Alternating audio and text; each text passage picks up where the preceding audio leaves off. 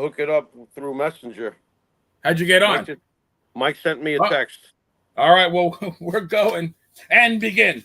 All right, well, good evening to all you bum-a-maniacs, a name just given to us by Foxhole Willie. Thank you. Thanks, Foxhole. And welcome to another episode of the Baseball Bums. I am Benny Scala, a.k.a. The Player. Now, you may know me from that hit adult baseball film entitled Last Licks. And somewhere out there, Jimmy, Bill Clinton is watching this, and he's saying, I always liked that one. And you mean, wait a minute, you mean he's not denying it? He usually just denies that sort of thing. Probably not. All right. Well, I am joined, if we're bums, I am joined by the shaman of shabby, the iconic Jimmy Pharaoh. Jimmy, how are you this evening? Well, I guess I'm wearing the Hulkamania red, so I'm halfway home, the red and the yellow. So there you go. I'm doing good, man. What's going on? All right, not much. Well, you know, I think we this is our go-home episode of who should and should not be in the Hall of Fame. I mean, we've gone around the horn. We did the managers. We've done all the infielders, outfielders, pitchers, catchers. So this list is going to be a catch-all of anyone that somehow we neglected over the last 4 weeks. So yeah, it's kind of like Thanksgiving dinner. This is the leftovers. It's yeah.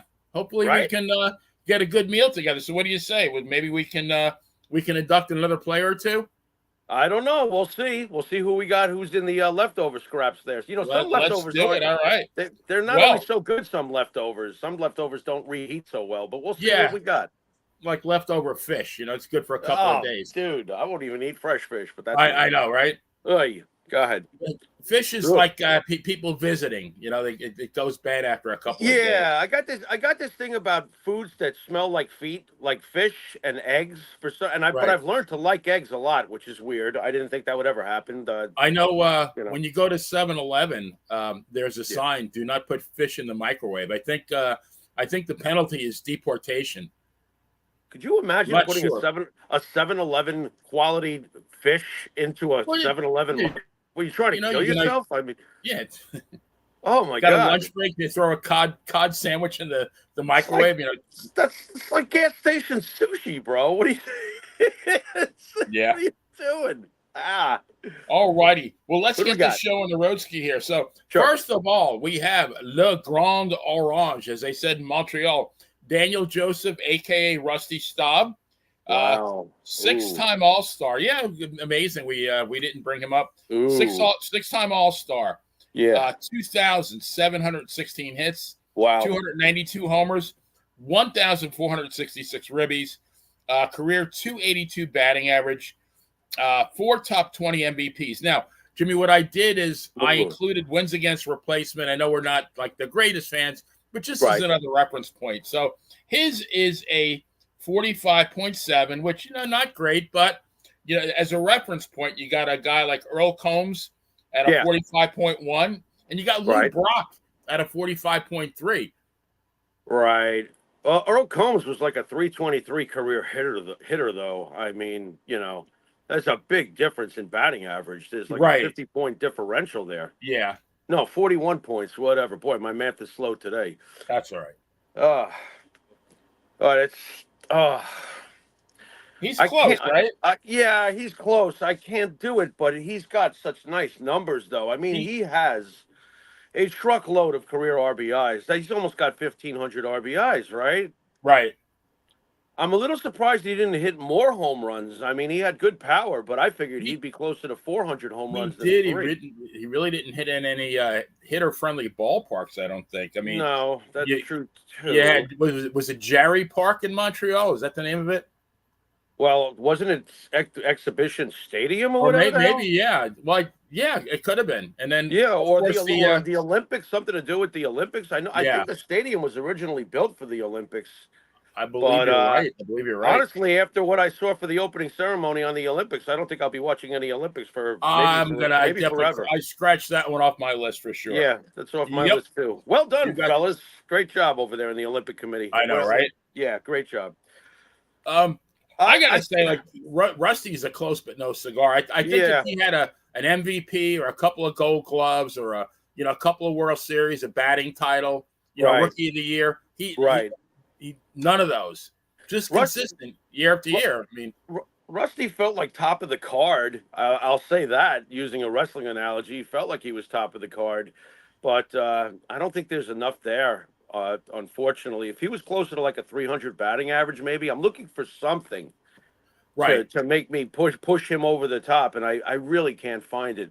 But Rusty was a great ball player, though. He really I think was. as good as you can get without getting in, right? Right. Yeah. Unfortunately, yeah, we're going to have to be tough with the leftovers. It looks like if Rusty's not getting in. Well, I mean that's why they're the leftovers, right? They didn't make they didn't make it on the first cut. So next, I've heard a lot. Actually, this gentleman's grandson is on Facebook continuously pushing for his grandfather to make the Hall of Fame, and that is Veda Pinson, four-time All-Star, Gold Glove, and he's got 2757 hits, 256 homers, 1169 ribbies, career 286 batting average, five top 20 MVPs, and he's got a. Go ahead. I'm sorry, Benny. I can't do it. As you're reading them, I'm like, if I'm not putting Rusty Staub in, I'm not putting Veda Pinson. Yeah, he's got his WAR is a little bit higher, 54.2. Right. He's in Fred McGriff at 52.6. I'm kind of surprised. Tony Perez at 53.9. I'm shocked. I mean, that kind of maybe to me demonstrates that WAR, the whole calculation methodology, might be a little bit flawed because Tony Perez was an RBI machine. Right. Right. Yeah, I'm not up on some of the fancier statistics that we try to throw around today. I'm really not. I mean, basically, I look at your home runs, your RBIs, your average, and your clutch gene, right? I mean, that's usually, and if you didn't get a chance to be clutch in like big moments, sometimes it's not your fault if you're, a guy who was on bad teams forever. Right. I mean, it just is what it is. Who was that fella that pitched for the Expos forever? And he was clearly one of the better pitchers in the game, but every year the poor bastard would have to go 14-14 or something like that. Steve Rogers. Yeah, very top quality pitcher. Dave Stieb, another guy who pitched for Toronto mostly when they were terrible. Right. I mean, if these guys had been Yankees, we could have been looking at an Ali Reynolds situation. Right. You're talking like a 12-11 with 6 shutouts and a 2.92 ERA, which on any other team you'd be the ace. Right. Phil Negro won 300 games. Phil Negro should have won 400 when you think about it. He was always on a bad team. I mean, he was having seasons where he was like 19-17, 19-18. It's ridiculous. Really boggles the mind to me is Warren Spahn. The guy won 363 games, and I think he missed like 3.5 seasons. Right. I mean, the guy would have been, well, he would have cleared 400. He would have. Yeah. He would have probably beat what's his name? Walter Johnson, right? Perhaps, right? Yep, crazy. Well, this guy I think is going to have a little bit more appeal to you, and that is Bill Madlock, 3-time All-Star, World Series, 4 batting titles, career 305 batting average, 6 top 20 MVP postseason, 308, only a 38.3 WAR. You got a couple of Hall of Famers, George Kell and the old catcher Ernie Lombardi, are right in his neighborhood. See, right there, that stat to me is kind of like a little bit of nonsense because you told me what I needed to hear as far as his batting average. He's a 300 hitter in the regular season, lifetime in his career, and he's a 300 hitter in the postseason. I don't give a crap about his WAR. I don't even, you know what I mean? Is that wrong of me? I'm like, I don't care. No.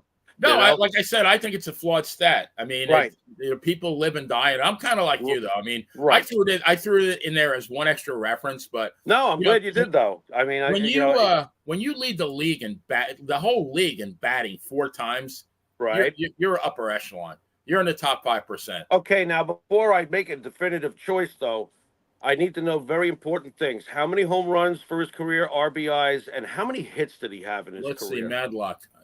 Because Madlock had like a cluster, if you look at his career, and then weird stuff happens. He kind of tapered off at the end. He very much so tapered off. He only played from 73 to 87. He was out of the league at 36. It's still 15 years, though. 15 seasons. So he played a while. One was a cup of coffee, but see, he's got 2,008 hits. He's got homers 163, ribbies 860, stolen bases 174. Yeah, it's not. Look, it's not Don Mattingly. It's not productive enough. There's not enough there. I mean, he cleared the 2,000 hits, and that's good. But if you look at Mattingly's numbers with the 307 lifetime batting average, he also has identical numbers to Kirby Puckett for the most part. Mattingly's got the 9 Gold Gloves, the MVP. Yeah. He's got all those other things, and the clutch factor too, as far as hitting whatever he hit, 417, 430, whatever the hell he hit.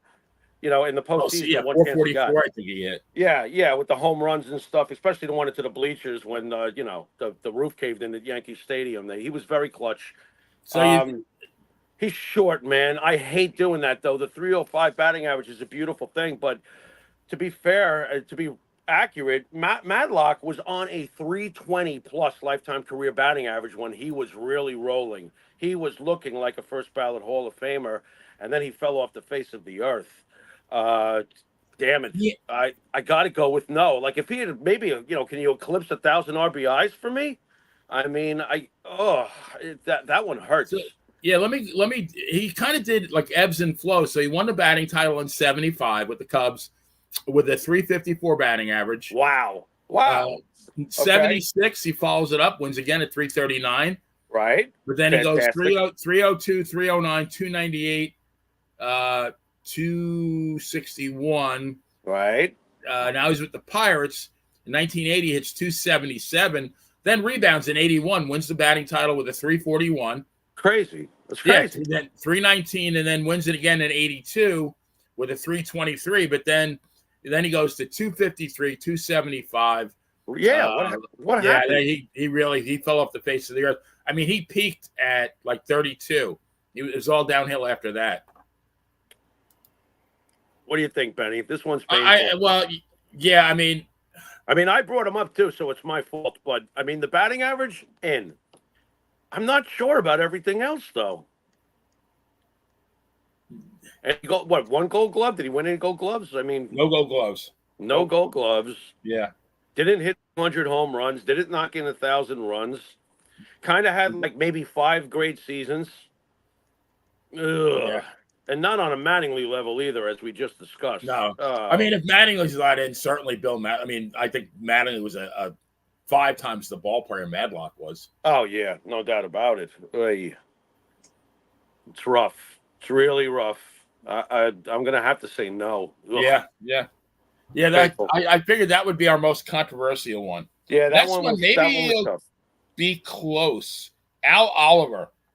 Okay. 7 times All-Star. 3 Silver Slugger, a World Series, a batting title, 27-43, 219, 13-26, career 303. 9 top 20 MVPs. I always wondered about Al. Now I feel better, Benny. We've put somebody in from the leftovers. Al Oliver should be in. That's a very high hit total. Look, he's got almost 3,000 hits. He's knocking on 2,800 at least, correct? He checked. Yeah, he's 27-43. So lots of RBIs. Lots of RBIs. 13-26. Right. Won the batting title. Won a World Series. Silver Slugger. Right. Yep. 9 times in the top 20 in the MVP. So you're an upper echelon player. His WAR is 43.7, which Gil Hodges is 43.8. Tony Oliva 43.0. Ah. Okay. I think he's in. Yeah. Yeah, why is he not in? What did he just? Yeah, he's like, I think fell between the cracks. He is woefully, and I mean woefully underrated, in my opinion. Yes, and good for him finishing up with a 303. He didn't hang around too long. You know what I mean? Right. Yeah, he's gonna be in. Now, where's his grandson on Facebook? I mean, seriously, if anybody's got a case so far, it's really Al Oliver. He's better than everybody we've talked about. Maybe we'll get him on here one night. Oh, that'd be awesome. Yeah, yes, we'll try for that. Next guy, I was very surprised. I mean, I knew he had some good seasons, but he had a nice body of work. Joe Torre, as a player, not a manager. As a player, right? Joe Torre, a 9-time All-Star, MVP, Yeah. Gold Glove, batting title. Yeah. He's got a 23-42, 252, 1185, career 297 batting average. Yeah. Yeah, I think Joe Torre was a Hall of Famer as a player. I do. Especially with a 57.6 WAR. So he's getting up there. Yeah, he's in the same category as Bill Dickey, Larry Doby, Enos Slaughter, and Bill Terry. Yeah, and they're all great. Yep. Yeah, Joe Torre was a great player. Uh, had to wait forever to get to a World Series, and we all know what he did up in New York when he got a chance as a manager. My God, listen, as a manager, it's thank goodness it happened because he's a shoo-in now. He's in the Hall because that run was the best thing since Casey's Yankees. Oh, absolutely. What those '90s Yankee teams were doing with Joe Torre. But Joe Torre, the player, sure, he had more than enough to be able to get in. He should have gotten in as a player. His was it 1971 was when he won the MVP? All right. So he's got 230 hits, 24 homers, 137 ribbies, 363 batting average. And you know that Joe Torre wasn't legging out hits to first base. No, Joe Torre was slashing the shit all over the ballpark. Spraying those, all over the ballpark. Yep, and played multiple positions in his career quite well, correct? Played third, and he came up as a catcher, I think, with the Milwaukee Braves, and then Right. Yeah. No, Joe Torre's definitely a Hall of Famer. By the way, Benny, I read a stat earlier today that I had to share quickly with you on the subject of RBIs. There's only been 7 times in the history of Major League Baseball, and no, I can't name them off my head. I probably should have looked a little further. Only 7 times has somebody knocked in over 170 RBIs in the season. And 170? 170. 7 times in the whole history of Major League Baseball. And 3 of those seasons belong to Lou Gehrig. Oh, wow. I mean, and when you think about it, if Lou Gehrig had not developed that horrible disease, he was still absolutely killing it right before that final season where he started to feel stuff. And Lou Gehrig might have been able to, if he had not been stricken, because he was still just motoring along. Come on, he was part of the 36, 37, 38, you know what I mean? He was, right. Him and DiMaggio were like the middle of that lineup, So, and he was still going, he came up with the Yankees in 23, and he could have gone for another probably 5 more years. Very good. Lou Gehrig would have been the guy that Bonds was chasing and Aaron was chasing first and all that other stuff. Lou Gehrig could have eclipsed Babe's records, man. I think Lou could have. He could have been looking at like 2,500 ribbies. He would have been one all time. Yeah, and he would have got his 500 homers. Yeah, easily. I think it was 493 when he had to stop. Right. You're taking away years of his career when not just obviously his life, more importantly, but if he had been around, my God, he would have cleared 700 home runs. I'm trying to think. I know Hack Wilson did it. Probably Babe did it, right? Yeah, I think Babe did do it. Right. Any modern guys? I think that many? I don't think so. I mean, I know some guys got into the 150s. I don't know if I've seen. Oh, we're talking 170, not 150. I'm thinking like Manny Ramirez. I think he did it. I think Miguel Tejada hit 150 when he won the MVP. But 170. I mean, it's just ridiculous. I mean, that's over a ribby a game. I mean, that's crazy. It's crazy so stuff. Derek did 3 out of the 7. Wow. Yeah, to me, it's like Gretzky's greatest season. It's like, how do you do that? Gretzky had 224 points. And was it 92 goals? It was 92 goals, and you do the rest of the math. 132 assists or some shit like that. It's just what? I mean, either one of those totals is a great season for somebody. It's 92 goals in a season. That's 2. I mean, that's the whole line, right? Yeah, to me, that's 2 possible Hart Trophy seasons. You could break those in half. I scored 46 goals and had over 100 assists. You're the MVP. Right. He does this in 1 year, 92 goals and 132 assists. What the hell? When you think about Lou Gehrig, though, Jimmy, I mean, how many times was he coming up, after Babe cleared the bases? Right. Well, you know what? If here's the bottom line, at least from what I recall about the lineup and how it functioned. If Ruth wasn't the one knocking in Earl Combs, it was Gehrig. You know what I mean? So either way, when you got a 323 Hall of Fame guy getting things started and stuff like that, was Lazzeri hitting right behind him? By the way, there was always somebody on base. The first 4 guys are Hall of Famers. Right. So there was always somebody to knock in. If Babe didn't do it, Lou would do it. Then if Lou wouldn't do it, Musial would do it. With his 109 RBIs that everybody forgets about in 27. Right. You know what I mean? What a team. Damn. I know. Ridiculous. All right. Now, this guy, this one might be a little bit of a tester here. Will Clark, the natural. Oh, I loved him. Yeah, go Yeah, ahead. six All-Stars, 2 Silver Slugger, Gold Glove, Mhm. NLCS MVP, Sure. 2176, 284, 1205, 303 batting average, and a 56.5 WAR. How many RBIs for his career, please? 1205, And what was his lifetime batting average? 303. 303 lifetime batting average. Why if that's the case, why the hell is Will Clark not in the Hall of Fame? And again, 56.5 WAR. He's in the same category as he's in Bill Dickey. How many home runs? How many home runs did Will have? 284. So so he had good power, had the 300 average, and he hit 333 in the postseason. Yeah, I always felt that he was one of the best at the time. You know what I mean? He felt like one of the best, and he played like one of the best. I liked him. I think he was pretty much surly and stuff, but that's usually what I like. I kind of like those guys with that kind of edge.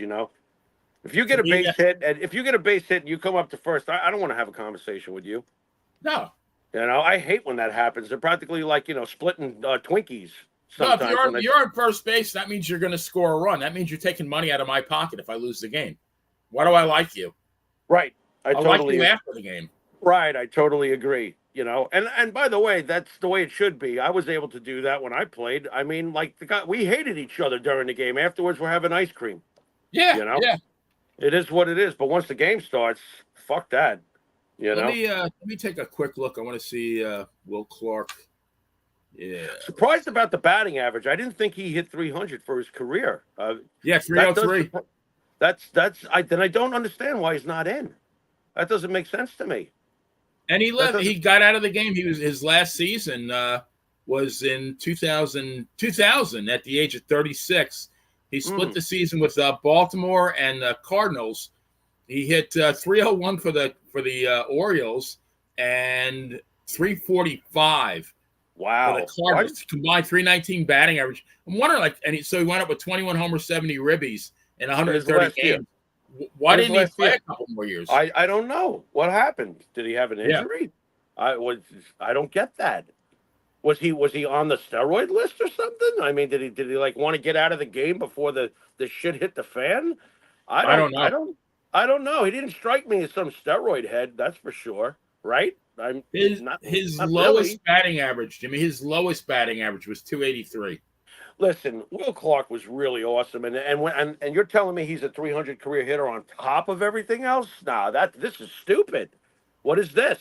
The media don't like him, I guess, right? And he can have 5th place MVP, 5th place, 2nd place, 4th place, and a 15th place MVP. So yeah, agreed. Yeah. I mean, to me, the 303 does it. Yeah, he's in. Gold Glove. All right, so we found 3 guys so far, and we were really in pain about not giving it to Madlock. Right. Was Madlock? You know what? Was Madlock a leadoff hitter? See, that's something I don't know, because if that's the case, if he was mostly a leadoff hitter or even a number 2 hitter, I might soften up on his career home run and RBI totals, because his average is obviously there. And his 4 batting titles are obviously there. So if he hit at the top of the lineup. Well, anybody in the chat room, if you know that would be, let's see. Yeah, let us know. I might have to reverse that one, but we'll keep going. I mean, he's right. He's like right. He's straddling the fence. He's got He's got splinters in his pee-pee. I mean, he's. Oh God. He could go either way. Woo. So, all right. How about Johnny Damon or Damone for the people? I was just thinking. I hope he doesn't. I'm sorry, Benny. I'm stuck on your last joke. I'm hoping he doesn't put any pine tar on that bat. Ow! He's got splinters. Ooh, ouch! That's really going to be a sticky problem. Go ahead. That might cause some swelling. Yeah. So who's next? Johnny Damon. Johnny Damon. 2 All-Star, 2 World Series, 2769, 235, 1139, 284 batting average, 408 stolen bases. Postseason 276, postseason 10 home runs. Yeah.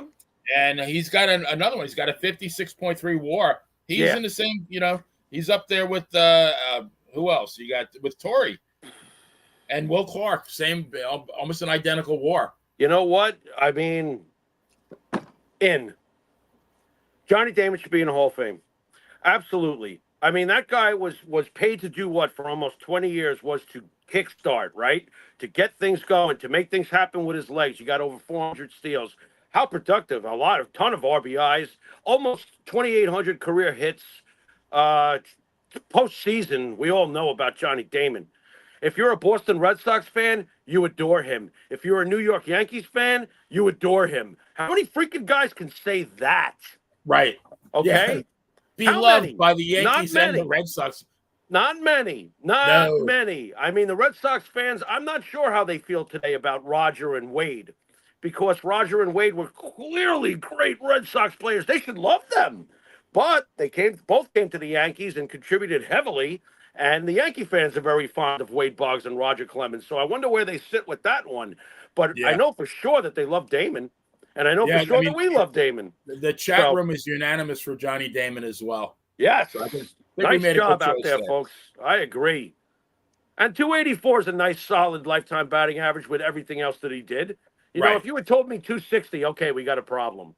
But we all know that Johnny Damon might have been career 284, but he felt like he was 300 really in his prime. You could pencil him in. I'm very surprised. Only 2 All-Stars, and I'm very surprised no Gold Gloves.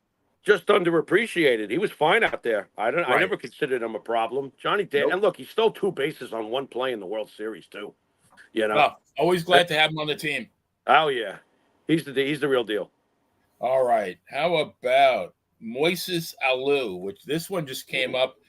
I was just looking at some. At one point, I was going through the Baseball Reference website, and I just went purely on batting average. So this guy came up, Moises Alou, 6 All-Star, 2 Silver Slugger, World Series. He's at 2134, 332, 1287. Career 303, and he's in, bro. Yeah. Listen to what you just read. That's lovely. Do that again. Read those again. What a beautiful career that man had. 6 All-Star, 2 Silver Slugger, 1 a World Series. Yep. 2134, 332, 1287. Those are nice stats. Yeah, beautiful. Career 303. Yep. Yeah. In 6 top 20s. Why is he not in? Yeah. Yeah, really makes you wonder about some of these guys. Why? Like, wait a minute, though. Why is he? How long has he been out of the game? Why is he not let's in? See. I'll tell you. Hang on. Let's see. He should be in. Oh God, hasn't been that long. I don't understand these writers. I don't know what the hell they're judging it on. Moises Alou left the game in 2008. Yeah. Oh, bro, is he off the ballot? It's 15 years usually. Oh. Yeah, he had some nice seasons. Oh God! No, he should. And he lost. He didn't play in 1999. I don't know what happened. I guess maybe he was injured. He missed the whole 1999 season. Right. Yeah. But he was the year before that. He was his line was 38, 124, and 312 for the Astros. Damn. Good ball player. Really good. Oh yeah. He has more than enough on that plate there, man. I agree. I can't believe he's not in. I think these are considering we went through all the positions, I'm surprised these fell through the cracks. But I mean, we had so many guys. We did. Mark Grace. Ooh. So Mark Grace, 3 All-Star, 4 Gold Gloves, World Series, 2443. 173, 1146, 303 career batting average, postseason 329, and 4 top 20s. In. Yeah. What the hell? You know, I always felt that he was one of the best at what he did. And he's been gone for how long now? He's obviously been waiting for quite a while, right? What the hell? Wow. I am really surprised at this. I was really surprised. Hitting for. I'm sorry, Benny. The leftovers are hitting for a higher batting average than some of the guys in the original debates. This is crazy. Yeah, Grace. His last season was in 2003 with the Diamondbacks. Yeah, he was on that Diamondback team, wasn't he? Was he on the 2001 team? Yeah, he was, wasn't he? Yeah. Oh my God, how is this guy not in? And he's got he's got the 2001 Yeah. World Championship. Yep. Oh yeah. Let me see his postseason 329, 27 hits in 25 games. Amazing. Did his job and then some. Yeah. Yeah, he should be in. Wow. What a drastic oversight. Well, I think this one's gonna be a little bit easier. Harvey Keene. We're going old school. Oh God. Okay. Manager of Harvey's Wallbangers. 8 All-Star, Rookie of the Year, batting title. It's 2092, but he's got 87 homers and 671 ribbies. Career 303, 7 top 20 MVP. What years did he play? Keene played, I'm going to say 55. Hang on one second. 303. Yeah, 303, but with like zero power, which he was a pretty decent sized guy. Keene played from 53 was his first full season. And last season was 66. So he was around when Mazeroski was around for part of it. Yeah, he played for the Indians in 1960. He's good. Right.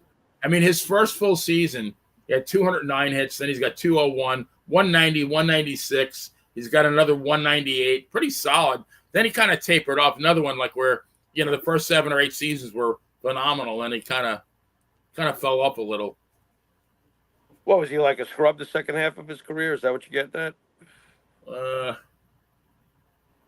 No, not too bad though. He was on the 62 Giants that won the pennant. Right. He was 304 there, 290, and then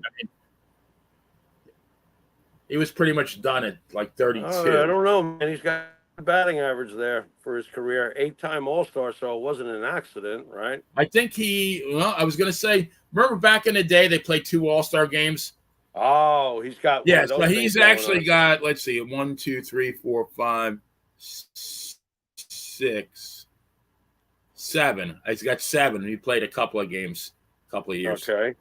But first 7 full seasons, he made the All-Star team. And that was it. And that was it. Yeah. Oh boy, what do you think, Benny? This is a rough one. I know. I'm impressed with the batting time, average. Yeah. His 26.0 WAR, which I think is the lowest of anybody we have in here. Right. I can't believe how low that is. Yeah. Well, if we're not putting Madlock in, we're not putting him in. Yeah. All right. It's kind of hard with the 87, 671. I mean, Yeah. I wonder who the best ones were he was going up against during those years of his career. Because Mazeroski's got a 260 lifetime batting average, and he's in. Right. I don't know. He was on the same team as Al Kaline on the Tigers. Right. And maybe what's his name? Rocky Colavito. Gotcha. All right. Well, this one's going to make you smile, I think. That was rough. I'm not sure what your reaction is going to be on this next guy, but Robinson Cano. Don't you know? 8 times All-Star, 5 Silver Slugger, 2 Gold Gloves, World Series, 2639, 335, 1306, career 301, 6 top 10 MVPs, and a 68.1 WAR, which is the highest one that we have of anybody. Right. Right along with Ernie Banks, Al Simmons, and Ryne Sandberg. Yeah. I am not one of the Robinson Cano haters. I was very disappointed that he went somewhere else. I was too. I never, ever agreed with, one time he was seen not legging something out. Now he's a Jaker. Do you know how healthy and sturdy and reliable Robinson Cano was for his 9 consecutive seasons on the Yankees? The guy almost never missed a game. He almost never missed a game. I think he is alongside of, obviously, if I had to name the greatest second baseman in the history of the Yankees, and I know I'm going to pass over a couple of really great names on the way, but to me, it's Tony Lazzeri, Joe Gordon, and Robinson Cano. Robinson Cano's 9 seasons with the Yankees alone were ridiculous. He was prolific, and he was the greatest. He really was. when he went to Seattle, he still put up some pretty good numbers that other teams would kill for. Honestly, I'd kill for them right now. All right. I would take Robinson Cano on the Seattle Mariners right now, the way he played for the Mariners right now for our lineup, the way unfortunately Glaber has struggled. Robinson Cano, 301 lifetime batting average, Gold Gloves, championships, blah blah blah blah blah blah blah blah blah. He's a Hall of Famer. I'm sorry, whether you like him or you don't like him is really irrelevant here. Robinson Cano was an all-time great at his position. You know, he should Jimmy, be in. Absolutely. I'm looking at his stats. So first year comes in second rookie of the year with a 297 batting average. Next year in 2006 plays 122 games. Right. Hits 342. He's on his way. Right. Comes in 22nd in the MVP, which is with a 342. Uh-huh. But then for the next 1, 2, 3, 4, 5, 6, 7, 8, 9, 10. For the next 10 years, counting his 3 years in Seattle, he never plays in less than 156 games. It's ridiculous. It's ridiculous. And then people have the nerve to say that he's jaking it. Get the hell out of here, man. You play that many games a year, you know what? You are reliable. You are reliable. We know you're going to be out there, you know? And by the way, his bat was lethal.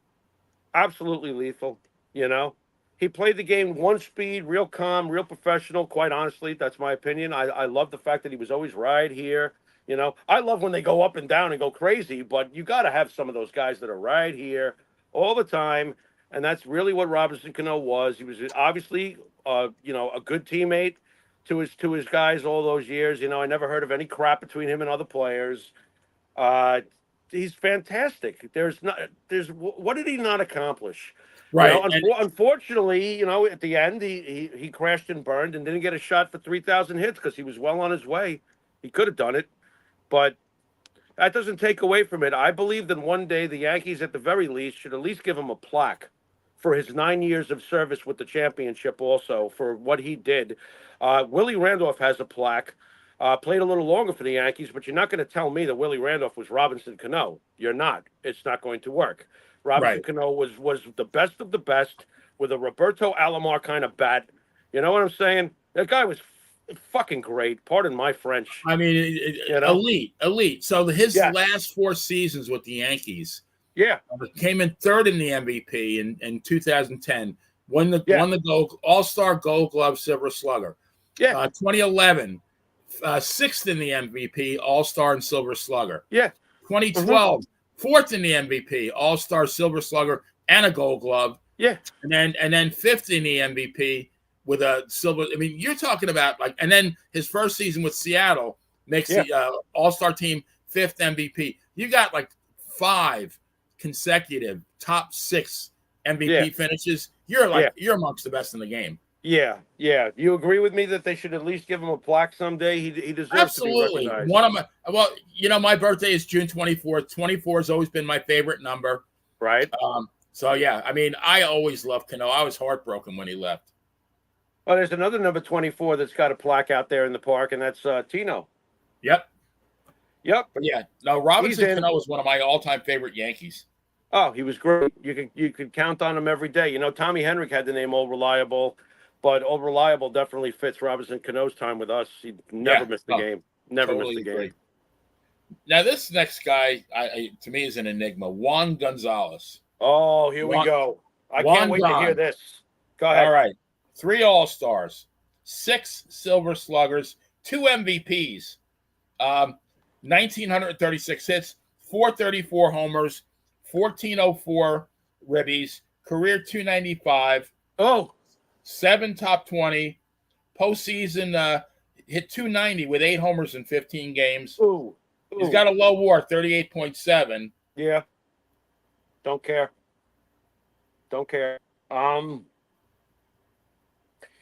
In. Now, this is a guy, Great power.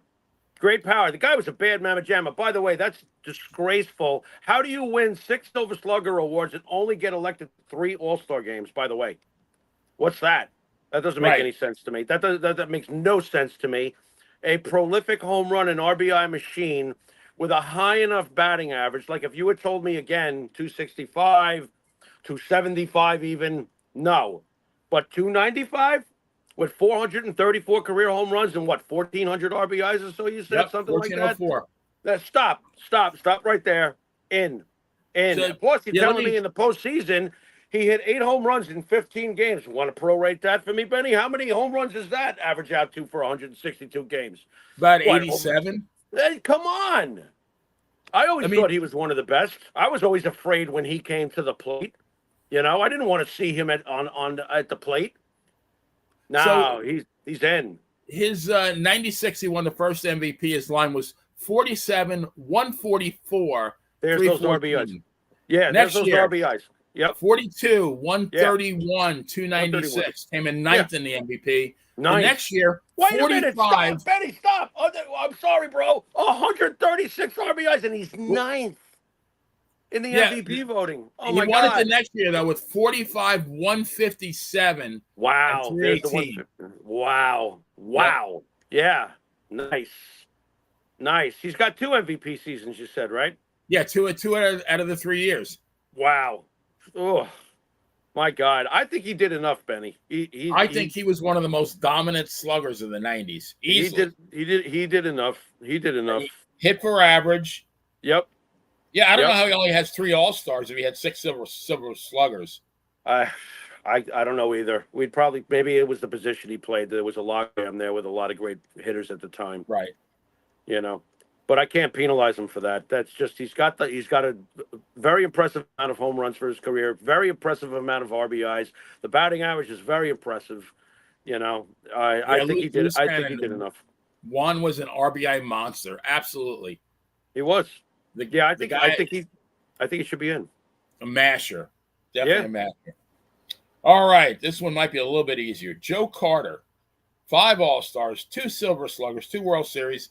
2184, 396, 1445, 259 batting average. Oh! 10 100 plus ribby seasons. Yeah. Oh, Benny, help. Okay, here's my problem. Right away, Joe Carter is one of my all-time favorite players that never wore a Yankees uniform. Joe Carter blew my mind how every goddamn year he'd have 100 RBIs. Yeah. Joe Carter was one of the best clutch hitters I've ever seen, and I will never forget watching him end the World Series that year against the Phillies, I believe. What was it, Wild Thing? Mitch Williams? Yes. But, you know what? I'm going to put him in, and I'm going to get a lot of hate for it because of the batting average. But if you take away that batting average, and look, it might have spelled out at 259 at the end of the career, but this is almost like a Nettles situation as far as his bat, not his glove, because Nettles, we know what Nettles was defensively. Outside of Brooks Robinson, I don't know if you want anybody else out there fielding at third base. Okay. Right. But when it comes to Carter's numbers, to me, they're right there alongside of Nettles and even a little more impressive in the RBI department. Knowing what he did in the postseason, knowing that it was very consistent, unlike Nettles, he only had several 100 RBI years. Carter had 10? 10 seasons. No, he's going in. I don't care if the batting average is 259. I mean, I care, but I'm not going to hold everything against him for everything else he did. I always felt that he was one of the best ball players of his generation. I never looked at him as a 259 career hitter. Maybe that's what the back of the baseball card said or at the end of the whole body of work. But Joe Carter, for over a decade, or at least a decade with the 100 RBI, he felt 285 to me. So, no, he's a Hall of Famer to me. But I am partial to Joe Carter. I will say that. Well, also had eight top 20 MVP finishes. So that's. I mean, right. How many times was he an All-Star, Benny? Only five. 5 times. He's got a fistful of All-Star games, and he's got almost 400 home runs. Ridiculous amount of RBIs. 100 RBI seasons, championships, and walk-off World Series home run to boot. I really think the way we're doing this, I like this because we're really examining the entire body of work. Right. Not just honing in on one thing. I mean, we're really looking at the whole body of work. Well, you work off the basics, the home runs, the RBIs, and the batting average, but then you got to factor in everything else. Otherwise, you're just being machines. You know what I'm saying? I don't understand how it ever got to the point. Well, if you're not a 300 hitter, you shouldn't be in, and if you don't hit 500 home runs, you weren't that Well, then you great a got to power take hitter. you can take Mantle out. Yeah, it's like stop. Right, Mickey with the 298. Yeah, stop. You Right. know, I mean. And again, at the end of the day, do you realize what we really are saying? And I know that it's a big difference because baseball's got these minuscule differences that are so important. But think about it. A 300 hitter comes to the plate 100 times, he gets 30 hits. Joe Carter comes to the plate 100 times, he gets 26. You're talking about a differential of 4 hits over 100 Well, at bats, but the thing correct? is, like, but what did I Joe Carter mean, do with those 26 hits, though? thank you. Right? And the absurdity of the reality of the fact that you're talking about 4 more hits in 100 at bats. You know what I'm saying? It is not that huge a difference, but it is. Right. And that's the weirdness of baseball, the beauty of baseball. I mean, again, though, you got to look at the quality of the hits. I mean, how many of those hits were with runners on second and third, and you knocked them in with that hit, Right. as opposed to a leadoff single. Right, or a guy like Nettles, who, when the chips were down, that's the last guy you want to throw to. You do not want to pitch to Greg Nettles in getting towards the postseason or in the postseason. He's a problem. I used to love when it was like around mid-May and Nettles was hitting about 197, because then I had to look forward to all summer when he would catch up. Well, you remember how it always started for him. He was a pull hitter. So the first couple of months, everything was being a ground ball to second base or maybe first base. It was like, God damn it, Greg, lift the ball. Lift the ball. He was just behind. He kept hitting grounders. I was like, God damn it. And then, of course, then he'd find his stroke and look out, right? Right. He would take off. All right, we're going to switch now to a couple of pitchers. Okay.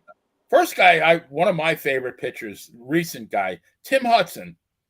4 All-Stars, World Series, 222 wins, 133 loss, 625 winning percentage, 3.49 ERA, 4 times in the top 6 of the Cy Young, 56.6 WAR. Just for comparison, Whitey was 53.6. Tim Carter was a great pitcher. I mean, Tim Hudson, rather. I'm sorry. How many strikeouts did Tim Hudson have? Let me go to Tim Hudson. I'm amazed at the 1-loss record. That really surprised me. Tim Hudson, 625. And he's not a strikeout pitcher. He strikeouts 2,080, averaged 6 every 9 innings. He was not overpowering, but he had good stuff. How many years did he pitch? 17. Jesus. Didn't have a losing season, I think, until his last 2 when he was with the Giants. 222 and 133? Yes. Wow. Yep. And 3.49 ERA, 1.24 whip, 13 shutouts, which in this era is not bad, 13 shutouts. Yeah. I can't do it. I want to say, no, I can't do it. I don't know why. What's stopping me from saying yes? Well, all right. So I'll support your argument there. Only one 21 season, his second with the Oakland A's. He was 20-6, but he had a 4.14 ERA. What years did he? That's kind of odd. He had a 4.14 ERA, and he came in second in Cy Young. In what year? What year was that? 2000. Wow. Then he was 18-9, 15-9, 16-7, 12-6, 14-9, 13-12, 16. I mean, consistent, right? But yeah, I mean, I would have liked a couple of more. If he had 3 or 4 21 seasons, he's easily in. I'd feel a little bit. You know what? That's a good point. He don't feel like Catfish Hunter, because Catfish won about 224 games or something in his career, but Catfish 4 or 5 times won 20 games. Right. Interesting. Yeah, no Cy. Right. I have a tough time. I can't do it. That was a really good one, though, Benny. That's like Matlock almost. I had no clue that he was that considerable as far as his one loss surprises me. Now, It's a lot of wins. I'm gonna go real. The next two are really old school. All right. Got Carl Mays.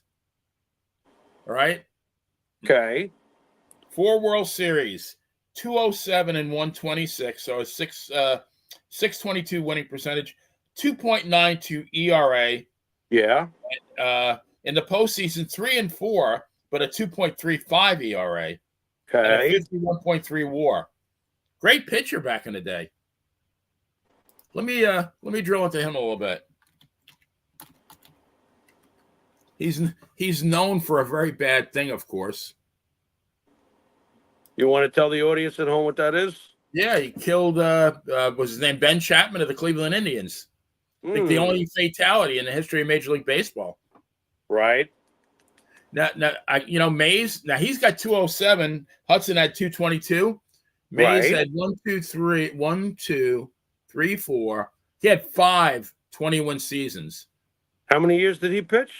15. Championship? 15. Yeah, he's got 4 World Series. 4 championships. 4 championships. Yep. 2.92 ERA. You think he's not in because of the Chapman scenario? Because I don't think so. Why would that be? Right. He sounds like a Hall of Famer to me, Benny. I mean, in 1920, 26 and 11. Yeah. 1921, 27 and 9. Yeah. Yeah. He was not on Murderer's Row. He left the Yankees in 23, but his first year with Cincinnati in 1924, and they weren't a great club, but he was 20 and 9. Right. He sounds like a Hall of Famer to me. 29 shutouts. Yeah, I let me see. And the one loss again, one more time with the wins and losses. 2 where is he? 207 and 126. Yeah, that's a great winning percentage. That's 622. Yeah. And if that's a 268 career batting average with 5 homers, and he knocked in 111 ribbies as a pitcher. Yeah, I'm going to say he's in.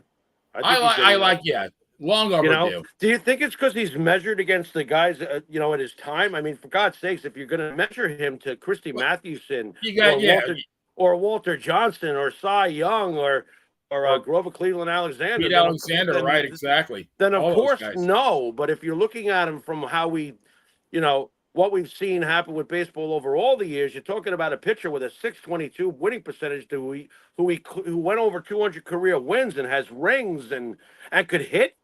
I mean, they look at Shohei Ohtani. This guy, obviously, Mays could hit. Very interesting. I would say he's in. Wow. I got to laugh. In 1920 through 312 innings. Oh, wow. With 26 complete games. The next year when he was 27 and 9, 336 innings with 30 complete games. I mean, right. Yeah, I think he's in. That's a nice one. Where'd you find that one? Pretty good there, Benny. Yeah. Well, just thinking about old Yankees, and here's another one. Urban Shocker. Oh, that's a blasphemous. This is the sad story, though. Doesn't Urban Shocker pass away? Urban Shocker passed away, I think, during the season. Yes. Yeah, this was a sad one. Okay, what do you got for me? Yeah, Urban Shocker. Let me see what we got. Well, he is 187 and 117. We're a 615 winning percentage. Right. 3.17 ERA. Excellent. And now he did have 4 consecutive with the Yankees. Oh, no, not even with the Yankees. I take that back. He came to the Yankees at the end of his career. With the shitty St. Louis Browns, won 20 games 4 years in a row. And then, 317, 55.1 WAR. And he's right next to Red Ruffing, who is in the Hall of Fame. 28 shutouts, 200 complete. Yeah, went 20 in 1920, won 20 games. In 21, 27 and 12. In 22, he was 24 and 17. In 23, he was 20 and 12. This is with the St. Louis Browns. Right. He probably won half of their games. Right, probably. Yeah, he was 18-6 on the 27 27. Yankees. But Yep. yes, sadly, he died on let's see, September 9th, 1928. I Ugh. think he was stricken ill because his line for 28, he pitched in one game for 2 innings. Right. So I think he Right. got sick, but then I forgot what he had. I couldn't tell you. Yeah. But passed away. He passed away at the age of 37. He was 18-6 the year before. Wow. All right. So here's the big question then: Do we hold death against him? And was he as impactful at his position the way we don't hold Thurman Munson's passing because he was one of the three most dominant catchers for over a decade? I can't do it. I can't do it. If he had been on better teams, God only knows what his record would have been for his career. Like you said, he probably won half the Browns games, but that's just unfortunate that he passed away. He definitely would have probably been on pace for maybe 230 career wins. He was getting older, but like you pointed out, the year before he was still 18-6. So it's like year before that, he was 19-11. Yeah. Ironically, I just realized this, and he came up in 1916, but with the Yankees. So right. he pitched for the Yankees in 16 and 17, Mm-hmm. and then he spent the next 7 seasons with the Browns, and then came back and spent his last 3. Well, before count that last season with the Yankees. Right. But yeah, if he had come up in 1916 with the Yankees or stayed with the Yankees during the Babe Ruth era, yeah, who knows? Yeah. Who really knows? Well, then he's probably like 250 and whatever, Right. And then he's a definite yes. I know that he was beloved by his teammates. That was it was really rough between that happening with Shocker, and then of course Miller Huggins passed away, kind of like shocked everybody too. Right. From what I remember, reading about, yeah, unfortunately, there's not enough there. I can't do it. I always looked at Hoyt and Pennock as the main guys from those 20 teams anyway, but that's just me. Wade Hoyt and Herb Pennock. I mean, he had a great 1927, 18-6, 2.84 ERA, 13 complete games, 2 shutouts. Yeah. How did he do? Let's see. Yeah, ironically though, he did not pitch in the 1927 series. Right. Must have been starting. That's kind of odd. Well, he's already full. Whatever it was, I got to look into that, but it's just sad. He kind of got, life stopped him. Yeah, that's all there is to it. Yeah, I can. And unlike Munson, and unlike Munson, not so super dominant that I would look past the fact that he had to he couldn't play anymore, obviously. So yeah, that was a good one though. That wasn't bad. Yeah, I really had to dig that one up. I mean, not literally, but I mean, close. Oh, Jesus. So, more recent, David Price. Okay. 5 All-Stars, World Series, Cy Young. He's 157 and 82 with a 657 winning percentage. Wow. 3.32 ERA. 4 times in the top 6 in the Cy Young. 40.3 WAR. I'm not doing it. He was very, very good, but he didn't accumulate enough. That's the bottom line. I mean, if you do him, don't you have to do Ron Guidry? I mean, Ron Guidry had a better career, right? By far. I mean, I think they're right at the same number of wins, right? Guidry was 170 and 93, maybe. I'm taking a guess here. Yeah, let me take a quick look. Ron won 20 games more than once. Might have done it 3 times. Guidry is 170 and 91, 651 winning percentage. Very close. Okay. 3.29 ERA. Right. But he's got 321 seasons. Right. Yep. Guidry's definitely better than Price. Guidry also did it all on one team. And Guidry, underrated as he won 5 Gold Gloves. We forget about that. Right. Yeah. Ron Guidry's he's close. He's close. I can't do David Price without doing Ron Guidry first. No, I agree. And I really wish, that's why when we talked about Guidry in the past, I'm so annoyed that the Yankees didn't really let him come up till he was 27. What the hell you doing? You might have possibly wasted 5 years, You know what I'm saying? He bring him up at 22. I don't give a crap. Let him figure it out. By the time he's You know, 24, he might have been as good as he was by the time he was 27. but I have to say, 1978, Ron Guidry, 25-3. Yeah. I think I watched every game or close to it. That was one of the most enjoyable seasons I ever had watching a player. Yeah. That was the greatest season I've seen. The only ones I could think of that are even close to it were like Gooden, what Gooden did in 85. 24-4, yeah. But in general, that still is the greatest season I've ever seen, plus the championship, I mean, we're topping it off with the championship. That season was complete agita. You know what I mean? That season was really a really up and down season. What a crazy year 1978 was. But he didn't just win. He dominated. Yeah, he did. He dominated. did. Yeah. Yeah, he's close, but I can't put him in either. He did not get to. I would have liked. Can you at least get me to 190? As far as the wins and stuff. 200 wins. 200 wins. Definitely. 200 wins, absolutely. Yeah, absolutely. And a shame because if he came up a little bit sooner, he was there. He definitely gets that. Yep, they didn't know what they had. Still one of my favorites, though. With all the great additions between 76 and 77 in the offseason, one of the greatest additions of all was the fact that Ron Guidry was going to get his chance. He wasn't a free agent signing. He was a kid that was coming up from Columbus, and the first full year he really gets to do something. He's 16-7. The next year was 25-3, So he came up right away and was the best pitcher we had. It wasn't Catfish in 77. It wasn't Figueroa. It was Guidry. And then in 78, it was Guidry again. He exploded. Good point by J.A. Will in the chat room. Mickey Rivers was a very good center fielder. I used to love, he looked like an 83-year-old man with bad feet walking up to the plate. The way he literally almost hobbled to the plate. Yeah. And then he connected and hit one of the ran like the wind. And he ran like the wind. A damn colt. He ran like the wind. Mickey was weird. I remember him hitting 326 or so in 77, and then in 78 he hits 265, but it felt exactly the same. Because he was so exciting. And if he wasn't, his average went lower this 78, but he found ways to get on base anyway. He was a terror, Having nice baseball players like Mickey Rivers and Willie Randolph in that lineup was crucial. Those guys were table setters. Right.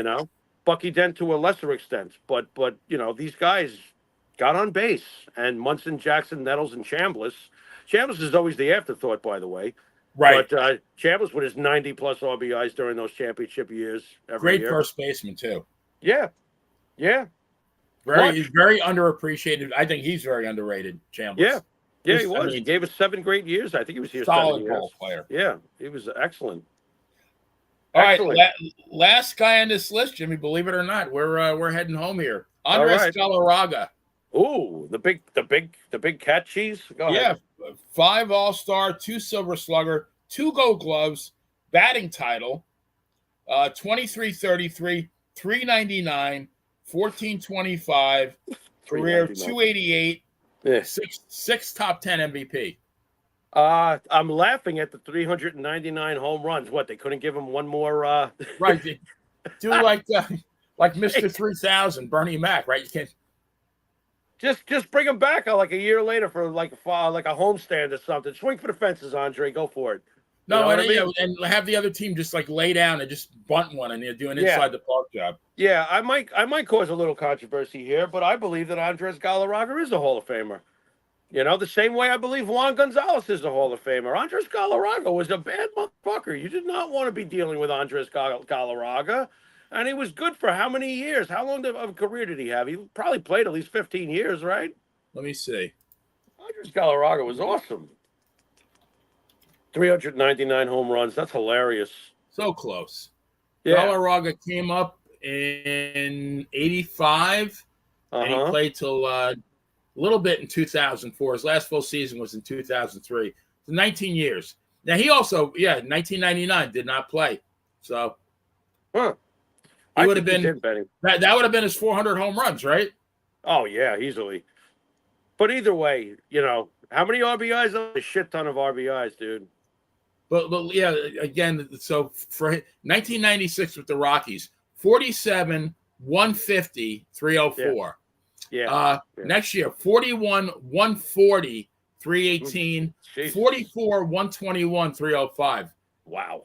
You just Oh, mashing. but Benny, that's in Colorado. The air is thinner. Todd Come Helton's on. not really a Hall of Famer. Shut up. Todd Helton was a great damn ball player. Oh my God, the fact that he was waiting, I'm like, what is going on here? Didn't they make Larry Walker wait too? I'm like, why is Larry Walker waiting? What the hell is wrong with you people? Yeah, I think Todd Helton could probably still hit 300 in the major leagues. You might have a point. Oh, he would definitely lead the Yankees in batting average. That's for sure. Right. You know, real quick, Benny. Unless you sent the signal already, I don't want Mike to, be waiting for us to finish our last sentences. But did you? What did you think of the whole deal with the process of the voting of the Hall of Fame, and what can we do to change it? Because we just came up with handfuls of guys who should be in. So what should be the curriculum at this point? I mean, what does it take to get in the Hall of Fame, and why is it a popularity contest? And can that ever be avoided or eliminated? I doubt it. But yeah, I mean, my understanding is it's the Baseball Writers Association of America, right? There's so many of them, and they all vote, and you have to get 75% of the vote, is it? Yeah. And I mean, you have a lot of regional bias. If you're a baseball writer in Milwaukee, I mean, you're not going to really appreciate, I don't know, Mike Trout. Although of course he's going to get in, but you have that regional bias. You're gonna lean towards your guys. I don't know. I think maybe extend it a bit more. Maybe extend the reach, get more people voting. I don't think you need something that sacred. Do you really want to put it in the hands of 400 people when baseball is watched by millions and millions of fans? Right. Maybe it is a way if you can expand the reach. And I think, I don't think you should. If somebody's a great ball player, I think somehow you have to keep them on that ballot permanently. Right. I don't know why. If you were a good ball player in 1978, you're a great ball player. You're still a great ball player. Right. Well, you know what I'm hoping is that the mindset changes, because the whole point of what we've been doing for the last bunch of weeks is because the mindset is changing. They're officially, acknowledging other leagues and stuff like that, whether it's the Negro leagues. Well, now you better do it for the Japanese league if you're going to do that, as we've addressed with Matsui. You know what I'm saying? So I'm hoping that the mindset is changing. Are we getting a Mexican league too, or what? No, I don't think so. Should we? Not that I know of. But I really think you can make a very valid argument for the Japanese leagues. If you're doing the Negro leagues, you should do the Japanese leagues at the very least. And I think I'm being lenient here. We're at least on a par with the Negro leagues. I think actually far better. No, they're much more reliable as far as their record keeping and how long they've been doing it for and how organized it's been. I would say that the Japanese league is probably the next in line, and then the Negro league. When we had that one episode when we talked about the Negro League, and I started, looking at the stats and looking at some of the players and seeing that, like, some teams played 83 games, some played 22. You had guys named like Hooker McGillicuddy, and you didn't know, like, parts unknown, weight unknown, parts unknown. Yeah, you didn't even know if did he bat lefty or righty. Maybe Yeah, Smith with a question mark. A lot of question marks. We rest our case. You know what I mean? I don't think you have that with the Japanese leagues. So, after further review, Andres Galarraga is a Hall of Famer. Yes. Yeah. And there you have it, folks. Right. I don't care if you have a major league uniform on and you knock in 150 runs, I don't give a shit who you're playing for. That's an accomplishment. Sure. And he did it a lot. He did it a lot. He knocked in a lot of runs for a lot of years.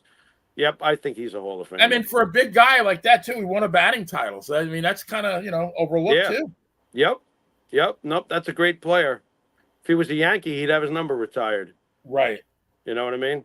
So. All right, Jimmy, I'm giving Mike the 5-minute warning here. The 5-minute warning? 5-minute warning. All right. So I really think, at least for now, although I think this discussion could go forever. I think if I came to you tomorrow and say, hey, Jimmy, I got 20 more guys I want to talk about. But Right. Wally Joyner. Yeah, right. He already got one. I don't think he was ever selected to an All-Star game, believe it or not. Right. Or maybe I'm thinking of Tim Salmon. It was like one of those guys. I'm like, wait a minute. How are these guys not? You know what? Just for the proverbial shits and giggles, I know we got 5 minutes left, and Mike's, it's like in My Cousin Vinny, my biological clock. But there you go. Let's see. Tim Salmon played for 15 years. Yeah, Rookie of the Year, World Series. 282 batting average, not bad. No. 299, 2016, but he was often injured, unfortunately. 299 career home runs. There's another guy. Wait, what is it with these guys? They can't stick around for one more home run. I don't get that. That's very weird. Very strange. Had some good years with the Angels, though. Tim Salmon's one of the great all-time Angels. There's no doubt about that. Wally Joyner was another guy with a really nice career. What about Ron Gant? There's other guys. I'm sure we can look at other guys. Did we ever bring up Ralph Garr, the Roadrunner? What's that? Did we ever bring up Ralph Garr, the Roadrunner? I don't think we brought him up. No. Another one, right? Yeah. I'm not sure. I'd have to look at his numbers, but I would say, yeah, I'm sure he'd be somebody to discuss. I'm going to make up a list for you. We don't have to even do it on the show, but I'll make up another list for you. Oh my God. I really think even with this show, what did we induct? About 5 or 6 more guys? I think we did. Yeah, at least. Yeah. At least. Yep. There were plenty of them. And well deserved, I think. Yeah, I think so too. Oh, here's Foxborough Willie, another guy, George Scott. Remember him? Oh, the boomer, George Scott. Absolutely. Wait a minute. Yeah. What about Willie Horton? Since we're talking George Scott. How about a guy who was a phenomenal outfielder, Reggie Smith, with the old Red Sox? Reggie Smith. Yeah, he was really good. Yep. Very good. Yep. Willie Horton. I'm thinking of Willie Horton now. Yeah, Yankee. Yeah. Wait a minute. Hold on. Boog Powell. Yeah. There's another MVP. Guy. Yeah. Yeah, how many parts is this thing going to be?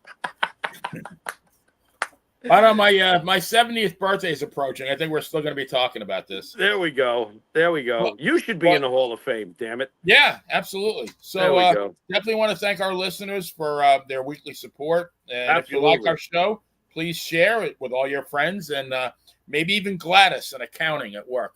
There's a name you don't hear anymore, right, Jimmy? Gladys. Does anybody name their child Gladys anymore? No. I mean, I'd be relieved if I met somebody named Dave nowadays. You know what I'm saying? Right. Kenneth. You know anybody under the age of 20 named Kenneth? No. Right?